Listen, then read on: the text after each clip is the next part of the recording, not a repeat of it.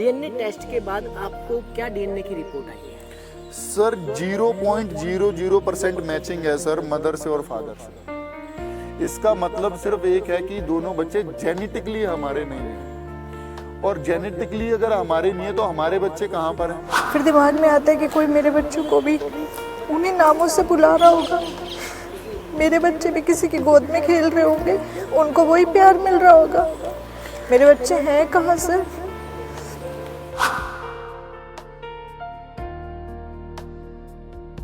सोचिए, जिस बच्चे को आप अपना खून और अपना अंश समझकर पाल रहे हो और एक दिन पता चले कि उसका डीएनए आपसे ही मेल नहीं खाता, तो आप पर क्या गुजरेगी। दिल्ली एनसीआर से सामने आया आईवीएफ से जुड़ा ऐसा ही एक मामला लोगों को हैरान कर रहा है। पंजाब के एक दंपति ने आरोप लगाया है कि आईवीएफ उपचार के बाद जन्मी उनकी जुड़वा बच्चियों की डीएनए रिपोर्ट उनसे मेल नहीं खाई। पीड़ित दंपति ने दिल्ली के एक निजी क्लिनिक पर एम्ब्रियो बदलने या गंभीर लापरवाही का आरोप लगाया है।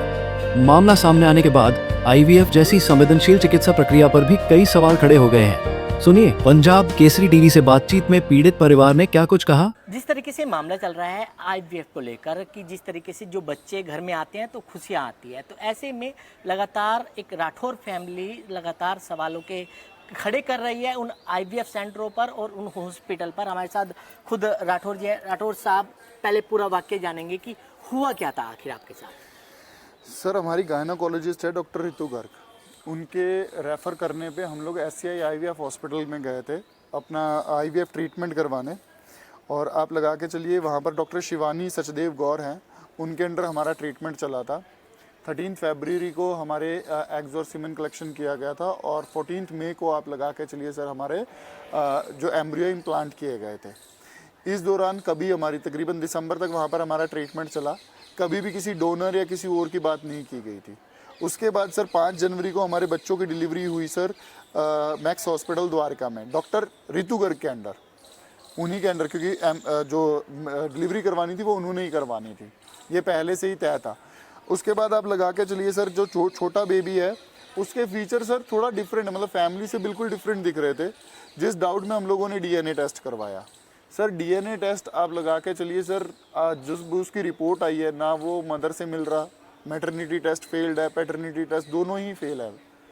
तो आप लगा के चलिए सर उस दिन से जो आज तक हमारे साथ चल रहा है सर, वो लगा के चलिए सिर्फ एक इन्वेस्टिगेशन की मांग लेके हम लोग आगे बढ़े थे।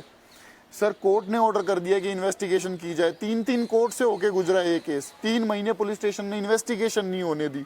हम पे परेशान किया जा रहा था, हॉस्पिटल वालों ने भी परेशान किया, हर चीज़ की, लेकिन उसके बावजूद भी सर अभी भी अब तो कोर्ट ने क्लियर ऑर्डर दे दिए हैं सर।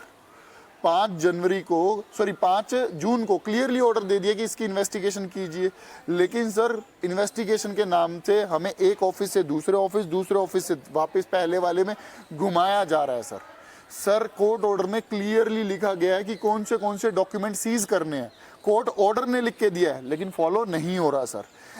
क्या बोला जा रहा है कि ART डिपार्टमेंट में जाइए। सर सबसे बड़ी प्रॉब्लम आज के टाइम में IVF के जितने भी विक्टिम्स हैं सर, वो सिर्फ एक वजह से सफर कर रहे हैं sir, state ART department, they have the power, independent authority है। जिस दिन मेरी कंप्लेन उनके पास गई थी वो इंडिपेंडेंटली इन पे एक्शन ले सकते थे।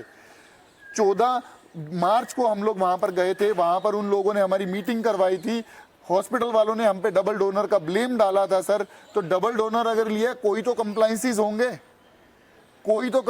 होंगे, सर क्यों उनको नोटिस इशू नहीं किया गया सर, क्यों उनसे डॉक्यूमेंट नहीं मांगे गए, सिर्फ फोटोकॉपी लेके रखी हुई थी सर उनकी।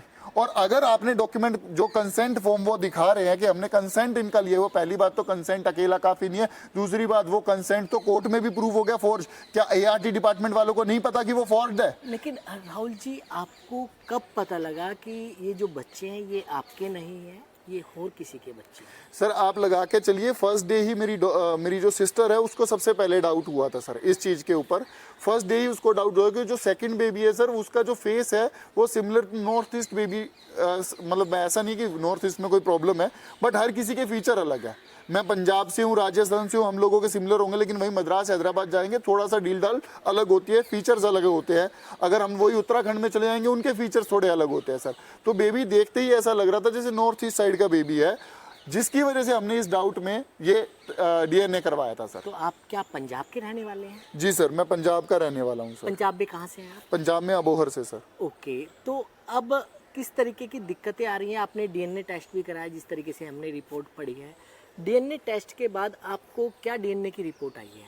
सर 0.00% मैचिंग है सर, मदर से और फादर से। इसका मतलब सिर्फ एक है कि दोनों बच्चे जेनेटिकली हमारे नहीं हैं, और जेनेटिकली अगर हमारे नहीं है तो हमारे बच्चे कहाँ पर हैं?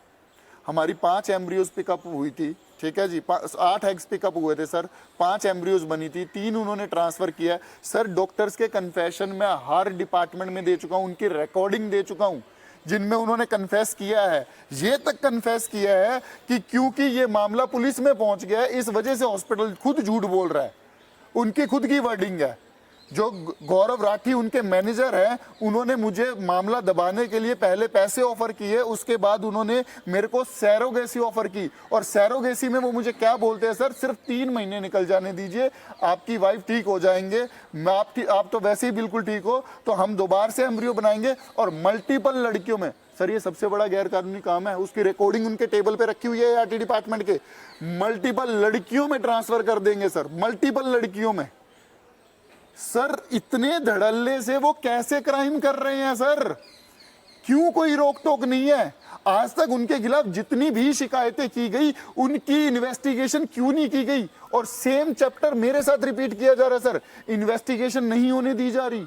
सर आप इन्वेस्टिगेशन करवाइए सर, जो आपको ये चीज दिख रही है सर, ये सिर्फ 1% भी नहीं है केस का। आप इसका इन्वेस्टिगेशन करवाइए प्लीज। मेरी सेंटर एआरटी डिपार्टमेंट से हाथ जोड़ के विनती है, प्लीज इस केस को स्टेट एआरटी डिपार्टमेंट सॉल्व नहीं करना चाहती, और वो सॉल्व तब करेंगे जब अंदर से वो सारे डॉक्यूमेंट चेंज करवा देंगे सर। इतना टाइम क्यों दिया जा रहा है सर?